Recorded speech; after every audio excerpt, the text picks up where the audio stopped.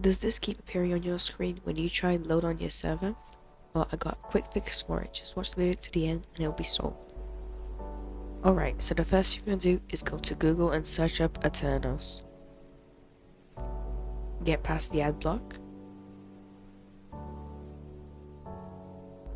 Okay, now once you're here, you want to go up to the right corner and you see like this little thing.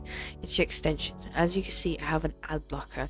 So what you want to do is press on manage extensions. And in here, there's a little on button, just turn it off. That's literally it. You won't have any more ads, you see. I'm refreshing, I'm going to other pages and I can't see the ads again.